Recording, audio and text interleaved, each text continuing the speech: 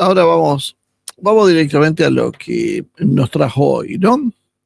Fueron las declaraciones, que son esas cosas que a mí me parece que nunca después tienen tanta repercusión, pero que sin embargo son muy importantes. Unas declaraciones de Friedrich Merz, el nuevo canciller de Alemania, ¿no?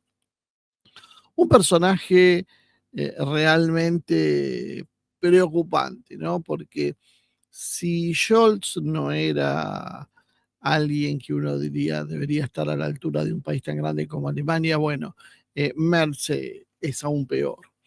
Eh, ¿Qué dijo Merz? Básicamente lo que hizo fue tratar de vago a los alemanes, ¿no? Y esto va a traer cola en Alemania y fuera de Alemania. Y sobre todo lo que nos preocupa es lo que subyace, ¿no? Merz dijo que los ciudadanos alemanes deben trabajar más y sobre todo de forma más eficiente, ¿no? Pues con la tendencia hacia una semana laboral de 4 días y el énfasis en el equilibrio vida-trabajo, no podemos mantener la prosperidad de este país. Es decir, como no se trabaja mucho, no se puede mantener la prosperidad en Alemania, ¿no? En este país tenemos que volver a trabajar más y sobre todo de forma más eficiente. Criticó la semana de 4 días y el work-life balance como obstáculos para mantener la competitividad económica. Insistió además en que los alemanes tienen que trabajar más para reactivar el crecimiento. Y esto es un discurso casi que se está universalizando, ¿no? Y nosotros vamos a defender la vagancia de alguna manera, tal vez digan algunos. Otra vez vamos a tratar de aclarar qué es lo que está pasando para que no nos manipulen como suelen hacer, ¿no? Según un estudio del Instituto de la Economía Alemana, los alemanes trabajan en promedio 1.036 horas anuales, que es una de las cifras más bajas de la OCDE. ¿Se acuerdan cuando no hace mucho nos sacaban como ejemplo a Alemania y nos decían que había que trabajar como trabajan los alemanes? A los españoles les hacían eso, les decían esa historia. Y resultaba que alguno que era un poquitito más leído que otro decía, pero pará, si los alemanes trabajan muchas menos horas que los españoles. Y era cierto. ¿Y quién vivía mejor? Los alemanes. ¿Y cómo se daba eso? Bueno, eso es lo que vamos a ir viendo. ¿Qué es lo que piensan? Es que por cada día laborable nuevo, es decir, por cada jornada que se agregue, se pueden aportar 8.600 millones de euros al PBI. Estas cifras son como las de que se producen cuando hay una huelga, ¿no? Hay un paro general, le agarran el PBI, lo dividen por 365 y te dice, uy, se perdieron tantas decenas de miles de millones de dólares. Y la verdad, algunas cosas sí se pierden porque hay trabajos que no se reemplazan, pero hay otros que no. Si yo iba a comprar este micrófono y hay un paro general y no lo puedo comprar, lo compro mañana. Y mañana tengo una sobreventa que no hubiese tenido hoy. O sea, en definitiva, se pospone una compra que se hace más adelante. O se pospone un servicio que se hace más adelante. Entonces, el cálculo es falso, es simplemente para tratar de desprestigiar un movimiento político. Y decir que un solo día laboral podría sumar 8.600 millones de euros al PBI también es otra mentira, porque no es el cálculo así como se debe, sino habría que calcular precisamente cuánto más se agregaría. Depende del tipo de trabajo, podía agregarse más o no, por eso, pero no es el cálculo así, es un cálculo malintencionado. Por otro lado, esto contó con el apoyo del empresariado alemán, que le parece que es una muy buena idea que se trabaje más horas, que haya menos vacaciones, menos feriados, porque esto va a mejorar la competitividad alemana.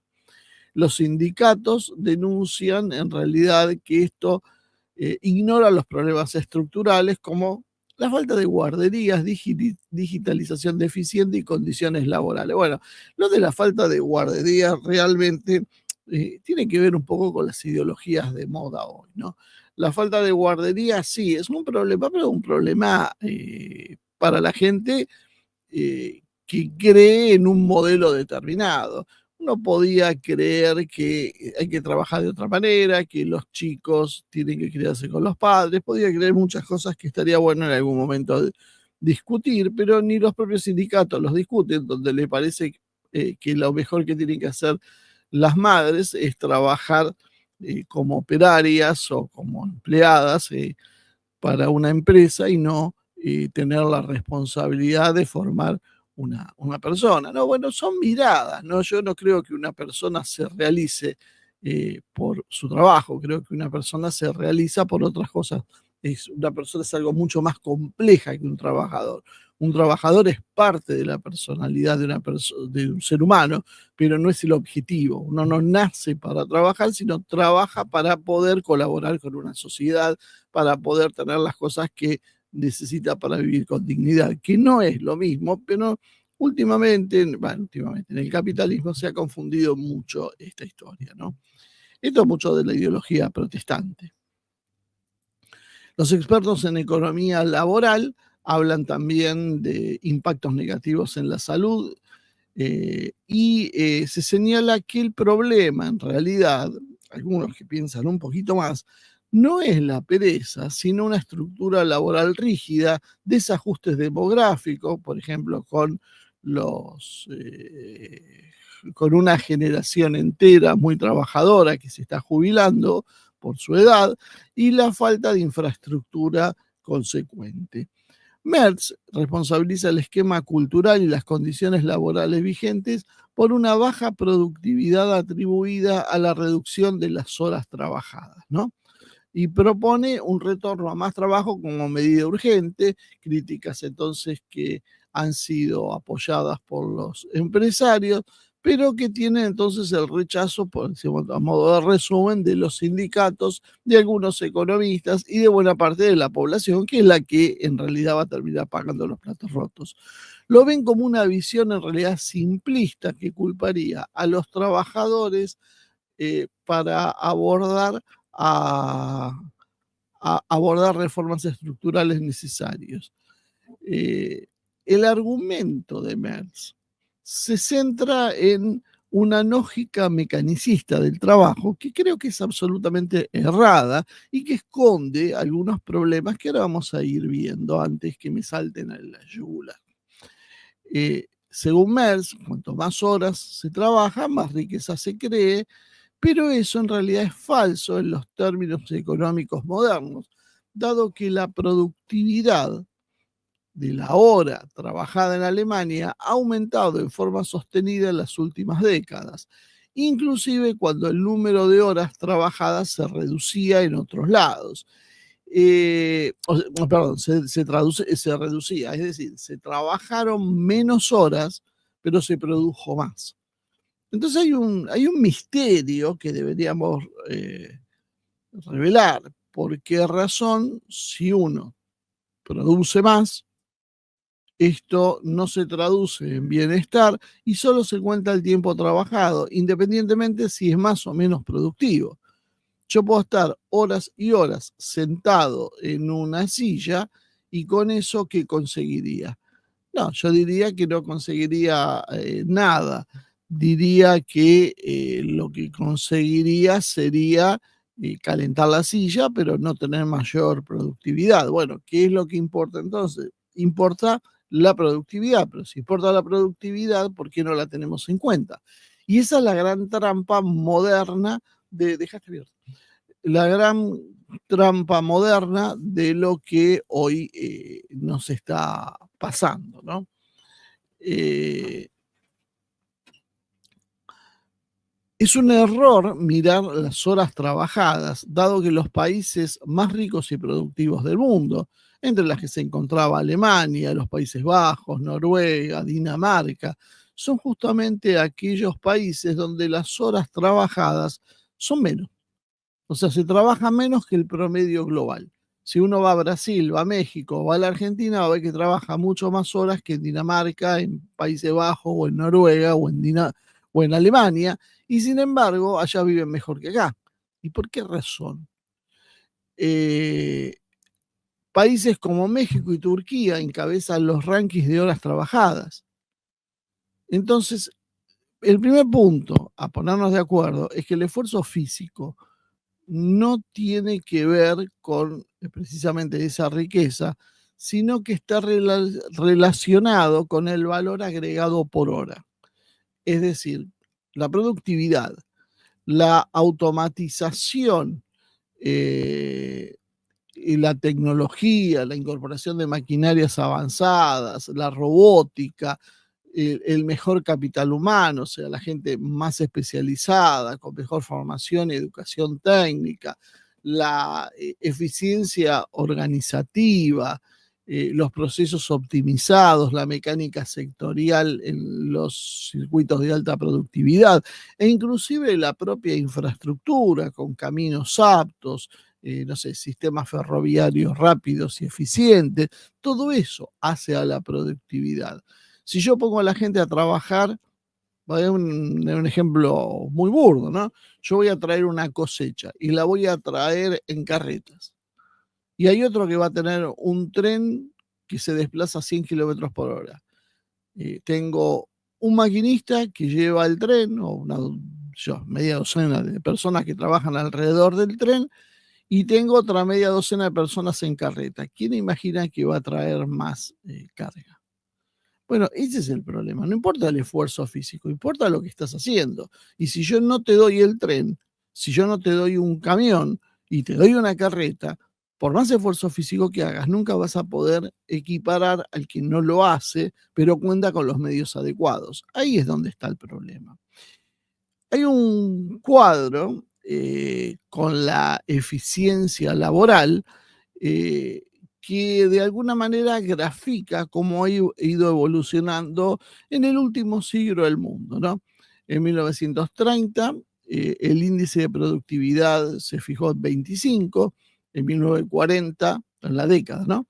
A 15, dada la destrucción que produjo la guerra, la década del 50 a 30, el índice subió a 40 en el 60, a 51 en el 70, a 66 en la década del 80, en 1990 a 78, en el año 2000 a 88, en el año 2010 a 98 y en el año 2020 a 105. Es decir, pasó de la década del 30 del siglo pasado a lo que va de la década del 20 a un crecimiento de 5 veces mayor. Es decir, lo que se producía por hora hace un siglo atrás era 5 veces menor, en promedio estamos hablando, según el cálculo que han hecho, era 5 veces superior a lo que se produce hoy, ¿no? La época de oro de Alemania, podríamos decir, años 60, 70, 80, de esa gran explosión de productividad, era menos de la mitad de lo que producen ahora los alemanes, ¿no? Entonces, a ver si entendemos, producían la mitad que ahora y podían vivir mucho mejor. Y el problema es que ahora no pueden, nos dice Merz, no pueden vivir tan bien porque no pueden producir, porque no trabajan más que antes, pero sin embargo producen el doble. O sea, por cada alemán trabajando se produce el doble. Entonces, ¿qué es lo que pasó? Hay algo que no cierra. Merz sugiere que trabajar menos es una amenaza a la prosperidad, además, ¿no? Pero en realidad, reducir la jornada laboral ha sido básicamente el objetivo y las conquistas de las sociedades desarrolladas. Por allá, por principios del siglo XX, se luchaba por la jornada laboral de 8 horas, la misma que tenemos hoy un siglo después en nuestros países, 8 horas. Y vuelvo a insistir, se trabaja y se produce infinitamente más ahora de lo que se producía antes. La semana laboral, en muchos casos ahora en muchos países, ha llegado a 35 horas, lo cual ha bajado un poco la cantidad de las 40 a 35. Aparecieron permisos por paternidad, por ejemplo, que antes no existían, se extendieron las vacaciones, pero eso empobreció al país o en realidad eso permite que la gente viva mejor, lo enriquece, lo hace más estable. Porque en definitiva la gente tiene más tiempo y eso significa también que consume otras cosas que básicamente le permiten también a la economía crecer, multiplicarse.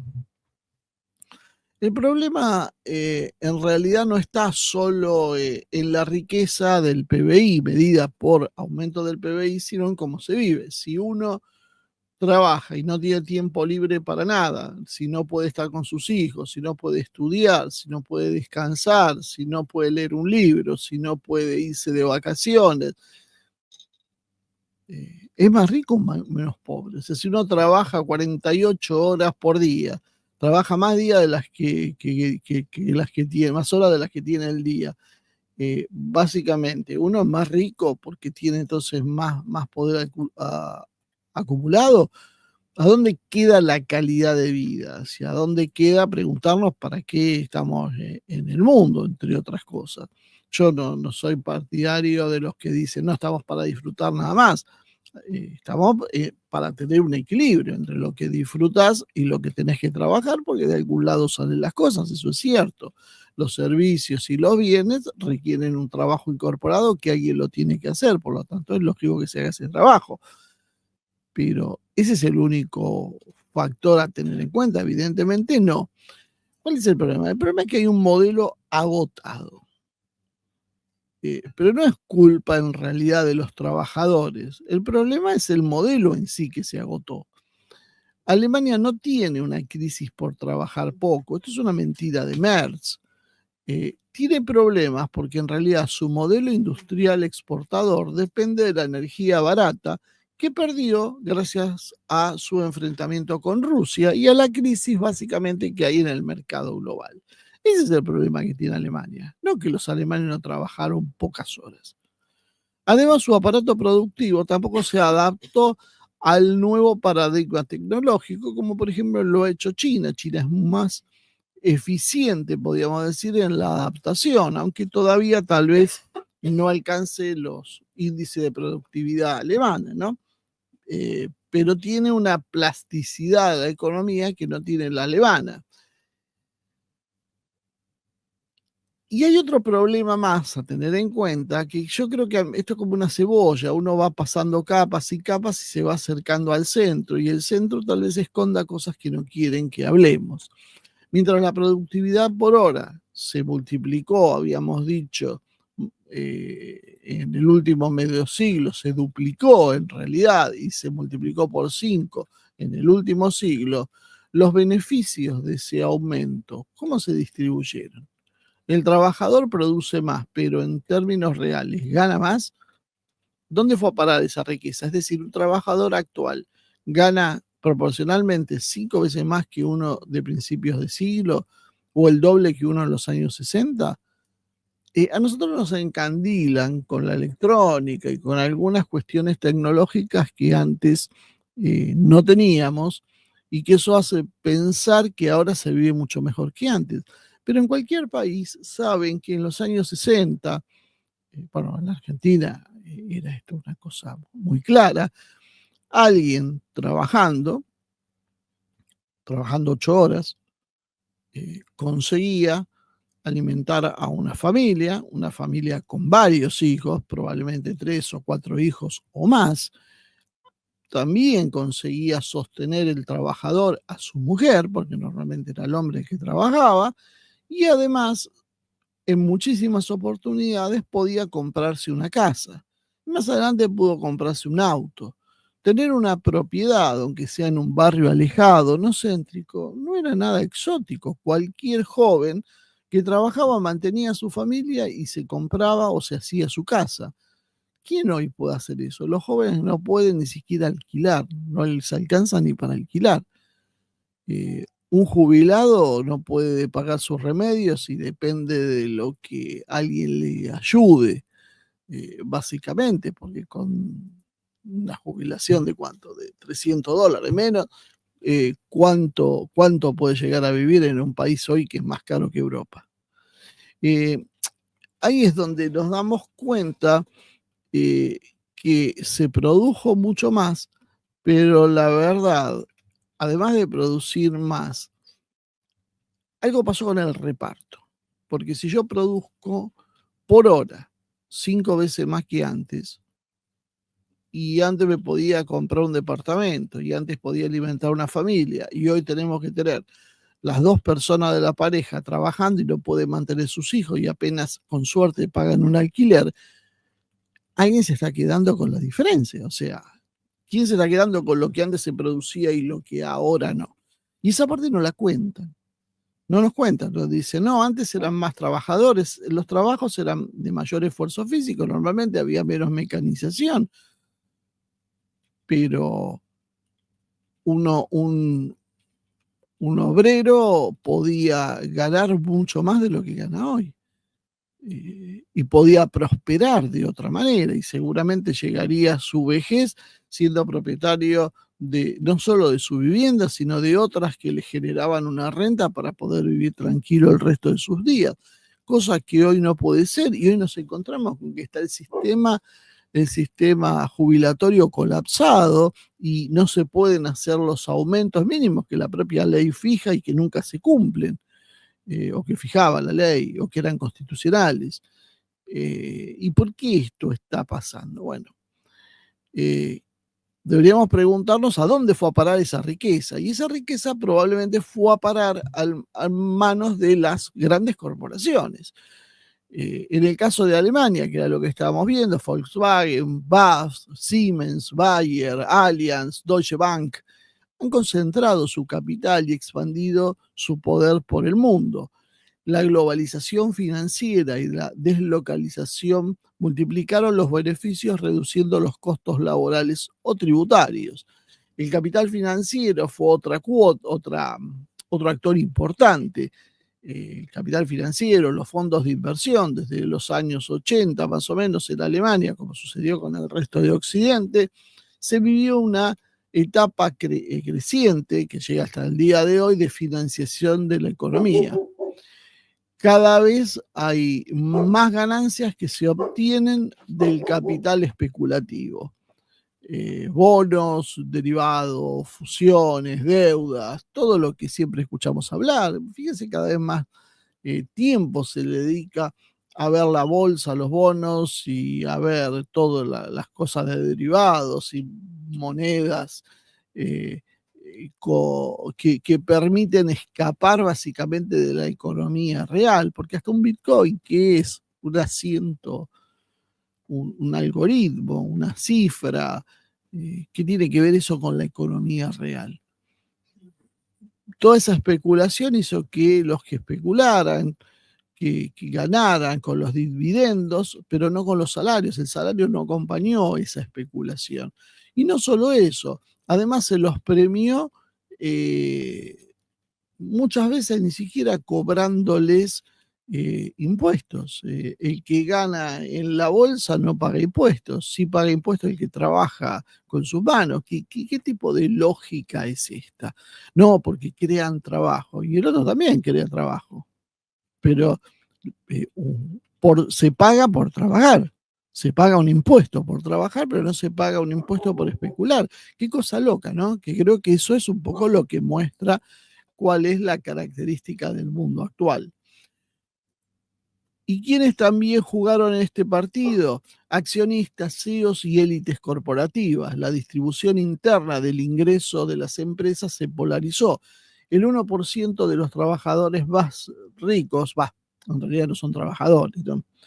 El 1% de la población más rica, para ser más preciso, creció desproporcionadamente, mientras que los sueldos de los trabajadores, como decíamos, se estancaron o retrocediendo, independientemente si la inflación fue más o menos baja en algunos periodos. Según datos del World Inequality Report, o sea, el 10% más rico de Alemania concentra casi el 60% de la riqueza nacional. La productividad ha crecido, la brecha entre la productividad y el salario real se abrió con mucho más fuerza desde los años 90. La productividad por hora subió, siguió subiendo, pero los salarios reales se estancaron o comenzaron a retroceder, y esto ya lleva más de 30 años, y el mismo fenómeno le pasó a Estados Unidos. ¿O por qué se creen que llega Trump a la presidencia? Y ni que vamos a hablar de la Argentina, nosotros porque vociferamos nuestros problemas, pero estos problemas los tienen otros países de la misma manera. Los impuestos sobre las empresas y las grandes fortunas, con distintas excusas, han ido cayendo dentro de la proporción del PBI, ¿no? Porque estimulan, porque dan trabajo, porque es necesario, porque no se puede hacer otra cosa, pero sea por la razón que sea, los impuestos que se pagan en función del PBI son cada vez menor. ¿Pero cuáles? Los de las grandes empresas, porque los impuestos que paga el ciudadano común, esos aumentan. Lo que cambió es la composición de lo que recauda el Estado. Entonces, cuando nos dicen que está asfixiante la presión impositiva, es una verdad a medias, porque es cierto, y la presión impositiva tiene que trabajar, pero la parte que no te dicen es que la presión impositiva tiene que bajar sobre el trabajador común, sobre la persona común, el que gana un salario normal que le permite mantener una familia. No así con las ganancias de las corporaciones, especialmente las financieras. Vuelvo a insistir, el trabajador común paga impuestos, mientras que las corporaciones financieras los eluden con distintas maneras. La sola lógica de un sistema impositivo absolutamente imposible de hacer sin ser un especialista, o sea, todo el mundo sabe que para cualquier cosa que tiene que hacer, tiene que ir a llamar a un contador, porque va a terminar naufragando en los regímenes simplificados que constantemente hacen desde el Estado, pero cada vez complejizan más las cosas. Es tan difícil el día de hoy poder poner impuestos que sean fáciles. No, no es difícil. El problema es que cuanto vos más compleja hagas la maraña, esta que nos rige, más fácil es que el trabajador común que no tiene acceso a un estudio contable de primera línea pague y pague un montón, mientras que trabajador común y clase media, a eso me estoy refiriendo, mientras que o el que tiene una pequeña empresa, una pyme, que no puede pagar esos grandes estudios y termina pagando lo que la ley fija, que son valores que hacen imposible que se funcione económicamente, mientras que las grandes corporaciones siempre encuentran formas de evadirlo y de no pagarlo. Si no están exceptuadas legalmente, van a encontrar una especie de alquimia financiera para no pagar. Entonces, por eso después esto se refleja en que el porcentaje del PBI que corresponde a los aportes de los trabajadores de la clase media es muchísimo mayor año tras año que lo que pagan las grandes empresas, que uno no sabe entonces por qué razón hay que darle exenciones impositivas, hay que darle todo tipo de ayudas, porque dan trabajo, nos dicen. Pero si el trabajo, cuando uno mira las estadísticas, las dan las pymes.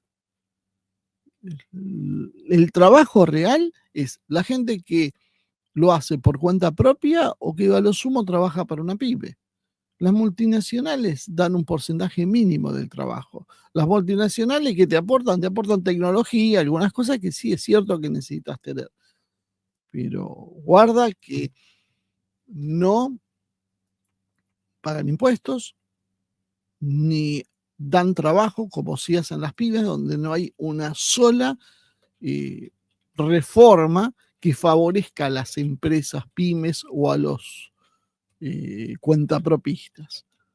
Exactamente, a ellos se los presiona y se los ahoga financieramente, mientras que a las grandes empresas no, se les permite siempre que de alguna manera tengan una puerta trasera para zafar los pagos, ¿no? Lo que estamos viendo como consecuencia de esto, ¿podés ponerme las dos imágenes que había por ahí?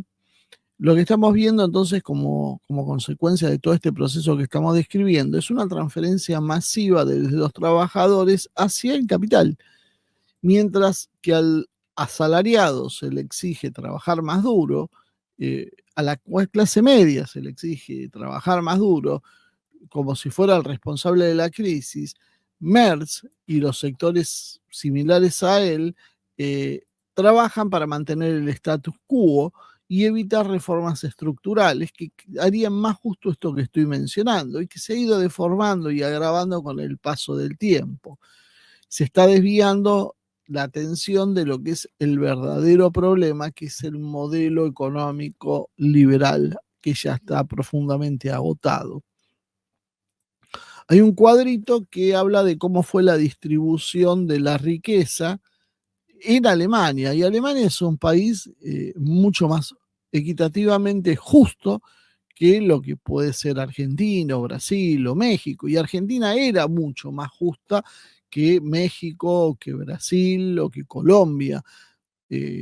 Pero claro, a medida que se introdujo la modernidad de la economía, Argentina se fue transformando cada vez en un país más injusto.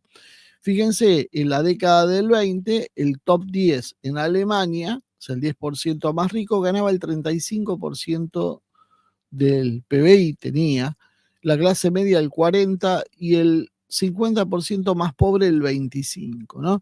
Y vayan viendo cómo fue evolucionando a lo largo de década tras década, puse las décadas hasta la actual, ¿no? Y van a ir viendo cómo cada vez el grupo más rico del país se ha quedado con una porción mayor. Y si nosotros esto no lo pedí, pero si hubiésemos buscado el 1%, veríamos esto más agudo todavía. Cuanto más chica es la pirámide, la punta, más es la tasa de ganancia que han tenido. Y vean la clase media y los pobres cómo han evolucionado. Los más ricos pasaron del 35% al 60%. O sea, además que son más ricos, son el doble más ricos de lo que eran en los años 20. Mientras que la clase media, que llegaba al 40%, se queda con el 40% del Producto Bruto, hoy apenas se queda en Alemania con el 34%.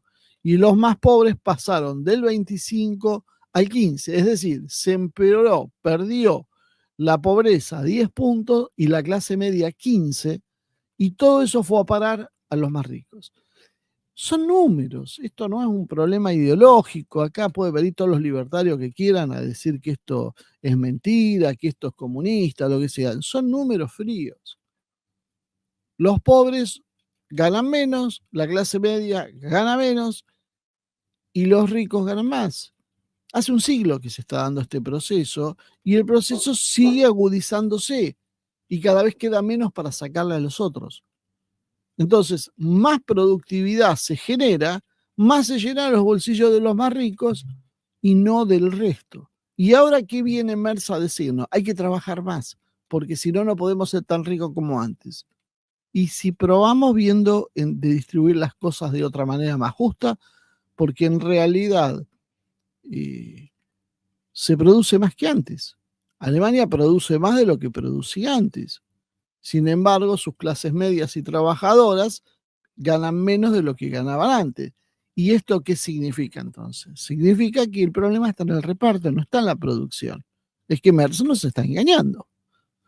Nada nuevo estoy diciendo, ¿no? Pero bueno, qué sé yo, por ahí contrastarlo en números es interesante. Y por otro lado, se da otro fenómeno que tiene que ver con el proceso de automatización, inteligencia artificial y robotización, ¿no? Que esto hace que cada vez la productividad dependa menos del esfuerzo humano y más del capital tecnológico. Las máquinas, los algoritmos, los sistemas automatizados pueden hacer en minutos lo que antes requería decenas de trabajadores trabajando durante horas o días. Una línea de montaje robotizada en Wolfsburgo, por ejemplo, produce hoy muchos más autos con mucho menos empleados de lo que lo hacía hace 30 años. Entonces, más horas de producción humana no significan más producción total. En este contexto actual, el cuello de botella de la producción no es la mano de obra, sino la inversión en tecnología, energía y logística. Y eso, por eso yo daba el ejemplo medio exagerado, lo hice muy burdo a propósito, de una carreta. La Argentina, ¿por qué no es competitiva? ¿Porque trabaja poco la gente? No, porque tenés una presión impositiva altísima para la producción. Si vas a trabajar inclusive en el campo, que es lo más productivo que tiene la Argentina, te encontrás con que se pagan muchísimos impuestos, mientras que en otros países se subsidia la producción agrícola, acá se pagan impuestos. Se pagan impuestos extraordinarios. Además, se dolarizan los insumos, se dolariza el combustible que se usa para pagar, para producir, ¿no? Y en ese contexto, además, hay que transportar la materia prima, las cosechas, a los puertos donde se va a embarcar. ¿Y cómo se hace? Se hace en camiones por rutas que están en mal estado, con ferrocarriles que tienen que ir a 40 kilómetros por hora por el mal estado de las vías. Los ferrocarriles actuales van a la mitad de la velocidad de lo que iban hace 50, 60, 70, 80 años cuando se inauguraron. O sea, 80 años después, venimos con ferrocarriles que van a la mitad de la velocidad de lo que iban antes. O sea, ya no estamos hablando como los chinos que están hablando ahora de un tren levitatorio que va a superar los 1000 kilómetros por hora y va a ir más rápido que un avión. Imagínense la productividad de los que consiguen tener esos recursos a su servicio, porque luego en un sistema así vos vas a transportar tus mercaderías, mientras que del otro lado estás básicamente con las carretas todavía. Y eso es lo que te merma la capacidad de desarrollo, la capacidad productiva, lo que hace que el país sea caro. Y que es lo que nos dicen, no, el problema son los trabajadores que trabajan poco, que cobran mucho. No, el problema no son los trabajadores que cobran mucho o trabajan poco, sino el problema es que vos no tenés las herramientas adecuadas para trabajar. Me estás pidiendo que yo compita con alguien que tiene un sistema mucho más eficiente y barato de logística y que además tiene menos impuestos. Por supuesto que haga lo que haga, no lo voy a solucionar. Y si yo trabajo más horas por menos plata, voy a mejorar un poquito la ecuación, pero la clave real no está en eso, está en las vías férreas, está en la forma de producción. Eso es lo que hay que mejorar. Pero bueno, eso no lo mejoran porque están preocupados luchando contra el patriarcado. Ese es el problema de todo esto y como todo termina todo conectado. Y esto hay un problema adicional entonces, porque la inteligencia artificial y la automatización van a destruir los empleos y no los van a reemplazar. Las tareas repetitivas, administrativas, contables, logísticas, atención al cliente, ya hoy están siendo reemplazadas. Ya hoy. Y el empleo, básicamente, disminuye si no se destruye directamente y exige tal vez una mejor calificación a los pocos que lo pueden seguir conservando. ¿Y qué es lo que te dicen? Y te tenés que preparar para poder ser competitivo en el mundo que viene. Primero, a largo plazo no va a servir lo que hagas porque te va a eliminar directamente. Pero después de eso, en realidad, si yo voy a tener trabajo, tengo 1000 personas trabajando y voy a tener trabajo para 100. Voy a tener que echar 900. Entonces dicen, no, te tenés que preparar para estar entre los que van a quedar porque tienen todo lo que vos quieras. Pero hay un problema en esta historia. Los 900 van a ir a la calle, tengan el nivel que tengan. No importa si se preparan o no.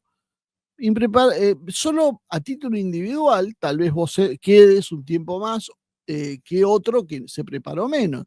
Pero la realidad es que si todos se preparan por igual, de todas formas van a echar a 900, porque no los necesitan más. Entonces te están engañando y están cambiando la carga de la culpa. La culpa es tuya, no te preparaste lo suficiente. No, la culpa no es mía que no me preparé lo suficiente. La culpa es del sistema que ya no me necesita. Porque se perdió la lógica de para qué sirve el sistema. O sea, no es para que la sociedad viva mejor, sino para que acumule un grupo de gente. Ahí es donde está el problema. Y lo que va a terminar pasando con las ideas brillantes como la de Merz es que va a aumentar el desempleo estructural y la desigualdad. ¿Por qué? Porque va a haber poca gente que pueda acceder a eso, porque si a mí me van a exigir trabajar muchas más horas y yo tengo una familia o no me lo permite la salud o tengo una edad más avanzada, voy a ir quedando afuera. Y esa visión darwiniana de la sociedad a ellos no les interesa y es lo que los libertarios aplauden, creyéndose que ellos nunca van a estar entre los desechados. Pero la realidad es que en algún momento vas a quedar al costado de la ruta porque va a haber alguien más apto que vos. Y eso lejos de ser una ventaja y ser lo que buscamos, eso solo significa la deshumanización del proceso, porque el ser humano es gregario y vive en conjunto y los más fuertes ayudan a los más débiles, no los pisan para poder competir y salir adelante. Ahí es donde está el problema de lo que estamos haciendo. Y en realidad esto, exigir más trabajo humano, va a terminar beneficiando solamente al capital, porque combinando la automatización con un capital concentrado y obligando a trabajar más horas a los pocos trabajadores que hay, ¿qué va a pasar? Se va a presionar para sueldos a la baja, es decir, vas a cobrar menos y además vas a acelerar la sustitución de mano de obra por tecnología, porque simplemente eh, cuanto, si yo tengo 100 horas de trabajo a distribuir en 20 trabajadores, me da 5 horas para cada uno. Ahora, si yo en lugar de tener 20 trabajadores tengo 5, voy a tener 5 trabajadores que van a trabajar 20 horas cada uno. Es decir, a menor cantidad de trabajadores, más horas de trabajo para hacer un mismo trabajo. Resultado que es más gente se queda sin trabajo. Entonces lo que están haciendo es el poco trabajo que va a quedar, concentrarlo en menos gente a la que van a explotar más porque le van a pagar menos por hora y van a dejar al resto afuera. Eso es básicamente lo que está diciendo Merz. Sueldos a la baja y sustitución de mano de obra. Más trabajo, más exclusión. Al forzar más horas por trabajador, se reduce la necesidad de contratar a otros, por lo tanto van a agravar el desempleo y el subempleo. Se van a precarizar más las condiciones laborales, va a haber más presión, menos descanso, más enfermedades, etcétera, etcétera. Y si se acentúa la concentración del ingreso, esto lo que va a generar es un mayor excedente que va a ir a parar al capital. Es decir, van a profundizar las desigualdades que estuvimos viendo hasta ahora. Insistir en trabajar más, entonces, en una era de automatización, no solo es anacrónico, sino que en realidad agrava el problema. Cuando el trabajo escasea, el capital en realidad no necesita más trabajadores, necesita más máquinas. La solución no es volver al látigo, sino repensar la forma de distribuir el tiempo, el trabajo, los beneficios, sobre todo, de ese progreso y la estructura física y social. Lo otro es básicamente el relato de las élites que no quieren perder poder. Entonces, esto tiene otra lectura, que además se agrava con una cuestión, podríamos decir, geopolítica. Esta discusión no tiene que ver con una estructura económica en sí, como nos quiere hacer creer Merz. Hay que trabajar más, los alemanes son unos vagos, trabajan poco, así no se puede ser competitivo. Y es el mismo discurso que después repiten en Negocios TV y otros portales, aparentemente canales que denuncian lo que pasa, pero en el fondo encubren el problema. En realidad, esto se trata de geopolítica, esta vez cubierta bajo una retórica laboral, porque lo que Merz busca no es que trabajes más para mejorar la productividad.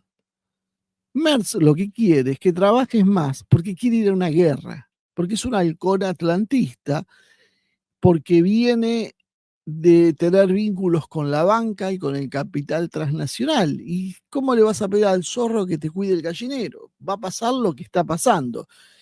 Y Merz es básicamente uno de los más feroces autores de la agenda de confrontación contra Rusia. Lo que quiere Merz es aumentar el presupuesto militar alemán en 100.000 millones de euros, eh, porque él quiere seguir entregando armas a Ucrania, sino enviar tropas.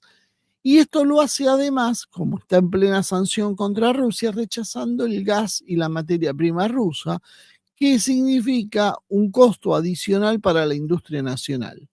Y las consecuencias de esta política se las tira ahora a las espaldas de los trabajadores alemanes, porque la energía alemana, que antes era barata y estable porque se la proveía Rusia, como él se pelea, en realidad en ese momento no estaba él, pero hablamos del poder, él, Scholz en su momento, y ahora él lo continúa, se pelea con Rusia, ¿qué hace? Tiene que ir a un gas que es más inestable y más caro, como es el gas licuado básicamente estadounidense, y de otros países se lo están proveyendo. Entonces, el modelo exportador que tenía montado Alemania y que nos decían que era porque los alemanes son trabajadores y maravillosos, en realidad estaba montado sobre costos energéticos y acceso a mercados que hoy se le complicaron, más todavía cuando Trump le pone aranceles. La combinación de costos altos energéticos y aranceles, más la presión por un presupuesto militar de llevar al 5% del PBI, bueno, significa esto. No dan los números, y como no dan los números, hay que hacer un esfuerzo adicional para que los números den. Y vamos a decir que esto es por estas políticas. No, vamos a decir que es por culpa de los trabajadores, porque los alemanes son indolentes. Años poniéndonos de ejemplo a los alemanes, y ahora resulta que los alemanes son unos vagos. Las empresas se deslocalizaron. Mercedes, BAS, Volkswagen ya tienen invertido mucho más afuera de Alemania que adentro de Alemania. Por lo tanto, este proceso de trabajo duro solo encubre lo que intentan que sea un esfuerzo de guerra. Cuando Merz está diciendo hay que trabajar más, no lo está diciendo para crear más prosperidad como él hace creer. En realidad lo está diciendo para apoyar un proceso de mayor un proceso de guerra, básicamente, contra Rusia, porque hay otro objetivo en danza que es más importante. Él necesita además una población que sea obediente y resignada, que tenga menos derechos civiles y que tenga más sacrificios, que le permita justificar el recorte entonces de políticas sociales, pensiones, subsidios, esa política del Estado benefactor. Bueno, se terminó, ya lo dijimos, el Estado benefactor se permitió en una época porque había que contener el avance del comunismo. Ahora se acabó. No hay más Estado benefactor porque a nadie le interesa. Ahora lo que se necesita es recortar ese Estado benefactor, pero esto va a traer malestar. Entonces hay que encontrar una forma de legitimar esto y donde la guerra cumpla un papel, podríamos decir, importante. La política exterior en realidad es el verdadero problema de Alemania, no el trabajador. Alemania intenta romper con Rusia y alinearse con Estados Unidos ciegamente, renunciando a su rol de potencia equilibradora que producía el equilibrio en Europa, y tiene un proceso de sumisión importante que le trae desindustrialización, inflación, pérdida de competitividad y malestar social. Pero en lugar de modificar esta política suicida que está llevando a cabo Alemania, Merz la profundiza y busca un chivo expiatorio que son los trabajadores, los jóvenes, los desempleados, los jubilados, básicamente todo lo que a él no le parece productivo. El problema no es que el alemán entonces trabaje poco, el problema es que Merz quiere a los alemanes como algo funcional a la OTAN, carne de cañón de la OTAN. Y como obviamente su población se va a empezar a rebelar a una guerra abierta de estas características, ¿qué ha preferido Alemania? Usar un discurso del sacrificio productivo disfrazado de necesidad interna. Lo que Merz plantea entonces no es un fenómeno aislado ni meramente alemán, y esto también es lo grave y es lo que nos lleva a que nosotros nos preocupemos, sino es el inicio de un guión que se empieza a replicar por todo Occidente con distintos acentos, pero que todos en el fondo dicen lo mismo. Del sacrificio al sometimiento, el discurso de Merz básicamente es exportable y peligroso porque construye una narrativa que se extiende por Occidente. Cuando Merz dice los alemanes trabajan poco, no es él solo el que lo dice, es un discurso que se repite, por ejemplo, en Francia, cuando Macron habla de retrasar la edad jubilatoria. mientras crece el desempleo juvenil. Si yo tengo desempleo, necesito más puestos de trabajo, si retraso la edad jubilatoria, obviamente esos puestos no se vacían y aumentan el desempleo. Pero bueno, esa es la solución de Macron. En España se demoniza a los niní y se naturalizan los contratos basuras como si esto fuera algo imposible de cambiar. En Hispanoamérica, los gobiernos neoliberales o libertarios ahora que surgen copian las mismas líneas con excusas de ajustar, recordar y precarizar. Acá en la Argentina la culpa son los marrones, la culpa son los vagos, son los negros que no trabajan, son cualquiera menos los que verdaderamente se enriquecen y que son los dueños de la pelota desde hace muchísimo tiempo. La matriz entonces es clara: construir legitimidad con el esfuerzo de guerra o desigualdad y miseria. Los países de la OTAN y sus socios están entrando en una fase prebélica, por no decir ya en una fase abiertamente bélica, ¿no? Aumentan el gasto militar, transfieren recursos del gasto social al gasto militar, empiezan a adoctrinar a su población para el sacrificio y la disciplina y redefinen el contrato social hacia una mayor obediencia, austeridad de miedo. El trabajador se va a convertir entonces en un enemigo interno si se revela. Como no puede decir que el modelo fracasó, Merz opta por decir que la culpa es del pueblo, de la energía, de la crisis energética, por ejemplo, diciendo que los alemanes consumen mucho, que no se sacrifican, por la crisis económica, dado que no quieren trabajar y no son eficientes, o por la guerra, que no entienden lo que está en juego. El discurso en realidad legitima el saqueo, no el desarrollo. El problema no es económico, entonces, como estamos viendo, es político y es ideológico. Quiere una sociedad que acepte trabajar más, ganar menos, endeudarse más e ir a morir por guerras ajenas. Mientras tanto, las élites de empresarios y militares y políticos acumulan poder, contratos, licitaciones y dividendos. Si esto no se combate, este discurso se va a poner como una doctrina, y eso es lo peligroso. Merz y su gente no son un problema solo por Alemania, son un problema porque se van a transformar en la legitimización de un virus ideológico que infecta al mundo laboral y democrático, si lo quieren llamar de esa manera, global, en poco tiempo. Acá, en la Argentina, en Brasil, en nuestros países, en Uruguay, en Chile, en Perú, en todos lados vamos a empezar a ver, ya lo empezamos a ver en realidad, pero se va a hacer más fuerte, el hecho de se trabaja poco. Mirá, si los alemanes con los ricos, poderosos trabajadores que son tuvieron que llegar a esa conclusión, bueno, ¿qué menos nos queda a nosotros que entender que si los alemanes tienen que trabajar más, nosotros también tenemos que trabajar más? Por lo tanto, tiene que haber más horas laborales, menos derechos, más controles y todo en nombre del esfuerzo nacional. Nos van a preparar psicológicamente para ser peones en una guerra que no es la nuestra o permitir el saqueo antes de declararnos obsoletos. Y si alguien quiere rebelarse, le van a explicar que la culpa es del patriarcado y que hay que luchar por identidades de género o discursos abstractos, pero no enfocarse en cuál es el problema de verdad.